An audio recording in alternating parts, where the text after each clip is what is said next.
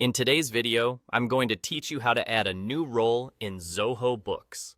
This process is quite straightforward, but it's essential to follow each step carefully to ensure you've set up everything correctly. Let's start by navigating to the top right corner of your Zoho Books page. Here, you'll see a gear icon. This is your gateway to many settings and configurations within Zoho Books.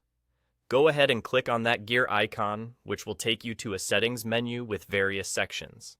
What you are looking for is the section labeled Users and Roles. Once you're there, you'll want to click on Trees.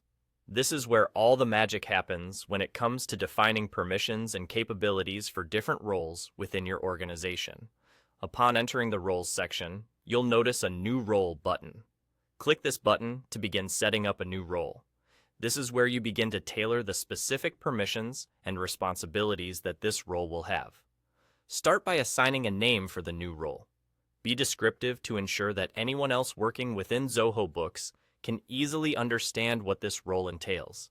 You can also add a description if you need to provide more context or details about what this role should accomplish within your team or organization. Next, you'll see that you are presented with a list of checkboxes organized into rows and columns. Each checkbox represents a specific permission or access control that can be granted or restricted for this role. This is a crucial part of setting up a role correctly. You'll want to carefully read through all available options. Consider the duties and access level you want the person with this role to have. Do they need access to financial data, or should they only be able to view certain reports? Perhaps they'll need the ability to manage other users or just the ability to create invoices.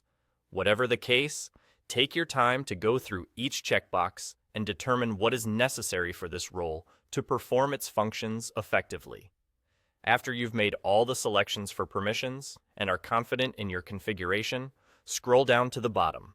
You'll find a Save button. It's important not to skip this step, because this is what will store all of your configurations and activate the role within your Zoho Books account. And just like that, you're done. You've successfully added a new role in Zoho Books. Whether you're managing a small team or a larger organization, having the right roles and permissions in place is essential for smooth operations. Thank you for watching, and I hope this guide was helpful for you. If you have any more questions or need further clarification, feel free to reach out. Have a great day setting up your Zoho Books.